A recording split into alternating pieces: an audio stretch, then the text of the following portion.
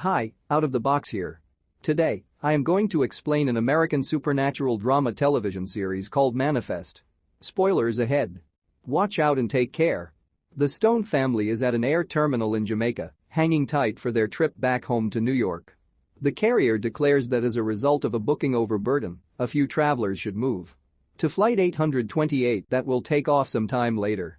A police criminal investigator Michaela, her sibling Ben, and his leukemic child Cal choose to take off 828 while the remainder of the family fly home early. In the accompanying scene, the threesome are now in Flight 828 and are standing by to land. Unexpectedly, a storm shows up out of nowhere, making the plane go through forceful disturbance. The lights go off and crisis lights are turned on, making everybody alarm. A moment later, everything returns to ordinary and they proceed with their way to the JFK air terminal. Be that as it may, the pilot is approached to make a plummet to another air terminal. The administrator on the opposite end sounds apprehensive after hearing the name of Flight 828. The pilots are informed that there will be military and clinical staff sitting tight for them when they contact down. Still befuddled, they land the plane. The overseer of the NSA Vance is the principal specialist on the scene. He illuminates the befuddled travelers that they flew from Jamaica on April 7, 2013, yet entirely the current date is November 4, 2018. Everybody on the flight has been missing and assumed dead for the beyond 5.5 years. Then, at that point, we are returned to the day they were at the air terminal. The little girl Michaela is an investigator in the New York Police Division. She takes a gander at her family and contemplates how focused on they are behind the cheerful countenances. Her sibling Ben and his better half Grace have been married for quite some time and are still in love. They have a couple of twins, Cal and Olive. Cal was brought into the world with leukemia and has been given a half year to live. Ben and Grace are constantly stressed over their child, defenselessly attempting to figure out how to save him.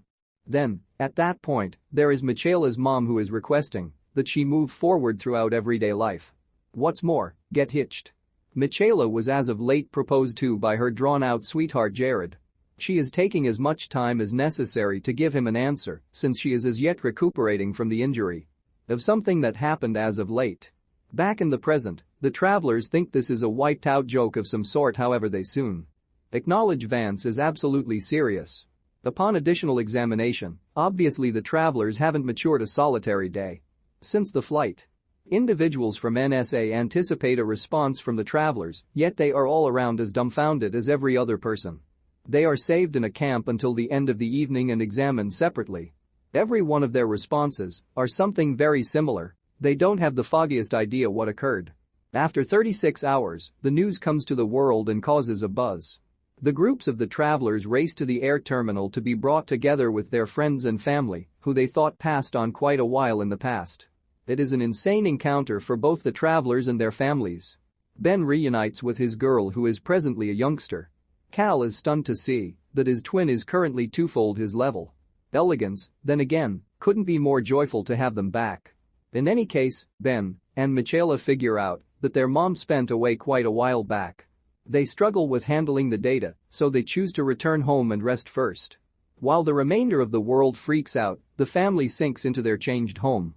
All the while, researchers begin inspecting the plane yet see as business as usual. Michaela is stressed in light of the fact that her life partner Jared didn't come to meet her at the air terminal. She goes to her working environment to meet him and is welcomed by a senior criminal investigator. He invites her back to the gig despite the fact that she has been MIA for a considerable length of time.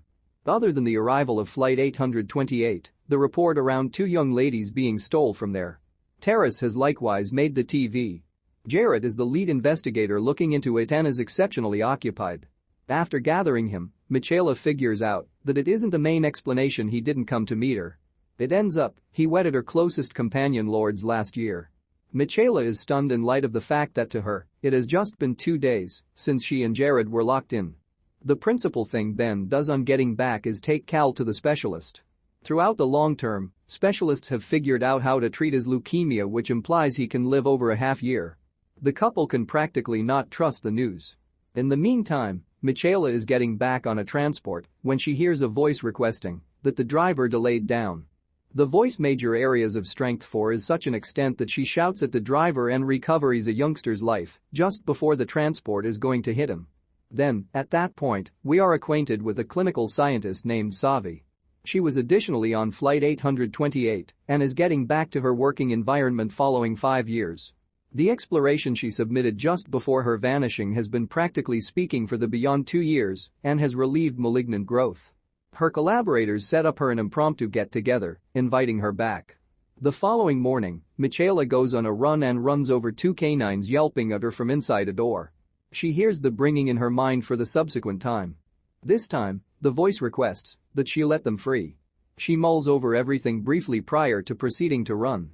Hours pass and it gets dull, however the voice doesn't disappear. At 12 p.m., Michaela goes to pot once more and is joined by Ben some time later. It turns out he likewise heard a similar calling as she did. They tear open the entryway and let the canines free yet choose to not enlighten anybody concerning the reasons for living. The whole world's eyes have arrived, so on the off chance that they offer something bizarre, individuals should perform investigates them. The next day, the police track down security film of the occurrence. Jared keeps it on a low to keep Michaela in the clear. He asks her for what good reason she let the canines free, yet even she doesn't have a solution to that. They track down the canines and go to the proprietor to apologize. Meanwhile, Ben attempts to patch his relationship with Olive, going to her football matchups and finding her life. They choose to move slowly on the grounds that, after Cal and Ben's vanishing, Olive needed to go to treatment for a long time. When Michaela draws nearer to the canines, she again hears the voice requesting that she set them free. Jared converses with the canine's proprietor, clarifying the circumstance for him, yet Michaela can't concentrate in light of the voice. She out of nowhere tears make the way for a room out of unadulterated nature. Inside are the 2 young ladies who were captured a couple of days prior. The voice had been requesting that she set the young ladies free, not the canines. Jared is stunned, however he lacks the opportunity to appreciate what happened on the grounds that he needs to capture the ruffian. The police force accepts Michaela is prepared to proceed with her occupation since she had the option to address the case just subsequent to returning. They permit her to come to work, however put her on work area obligation for a couple of days. Elsewhere, Ben and the family are playing a tabletop game together. Elegance gets a text from her sweetheart saying that he misses her. She was involved with a man before Ben's return yet doesn't have the guts to tell him yet. Simultaneously, a few travelers on the flight get a slight cerebral pain and something in their hearts advises them to right away go to the air terminal. At the point when they show up, they are stunned to see one another, realizing that every one of them had a similar inclination. Abruptly, the plane detonates into pieces without anything setting off it. At the point when the NSA figures out that 20 travelers were available at the scene, they are acquired for cross-examination. Every one of them offer a similar response, that they just wanted to come to the air terminal. They are given up following 10 hours of cross-examination, yet the authorities watch out for them to ensure they aren't concealing something. At breakfast the following morning, Jared hears a particular tune playing in his mind. No other person hears it, which makes him question his mental stability. Following the significant morning, he and Grace bring Cal for chemo where they meet Sanvi. After figuring out she was likewise in 828, they are stunned on the grounds that Cal is being dealt with utilizing her revelation. In the interim, Michaela goes to work and tracks down Lords. They used to be closest companions, yet this time, Michaela can't inspire herself to converse with her. Afterward, she is informed that she should take a psych eval before she returns to work. Ben is crossing a sign when he hears a similar tune once more and chooses to follow it this time. He arrives at a road vocalist Rad who was likewise in the battle with them. It just so happens, Rad left his 13-year-old child with his neighbor when he originally loaded onto the plane. Presently, he has figured out that his child Adio is in prison, however nobody is allowing the unfortunate man to meet him. Jared has been called to him, which implies he needs to help Rad. Involving his associations in the NYPD, he orchestrates a gathering among Rad and his child. Adio has been captured for taking from a gems store he works in, yet he demands that it wasn't him. The person may be lying, yet something lets Ben know that he isn't.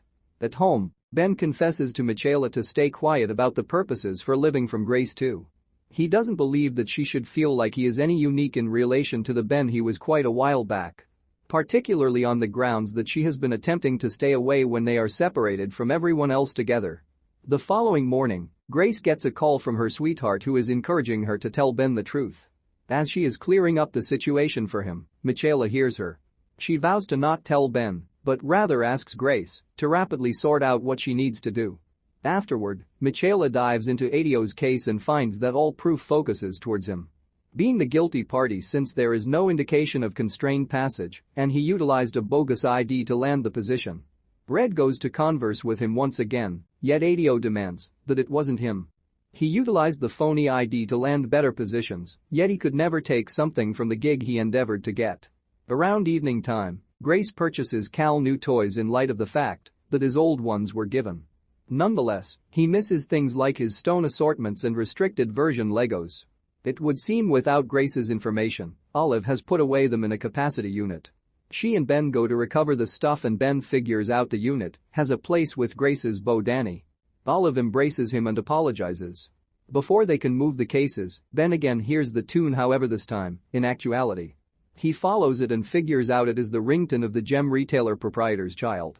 He is the person who took the gems and set out to accuse Adio. Ben promptly calls the police and gets him captured.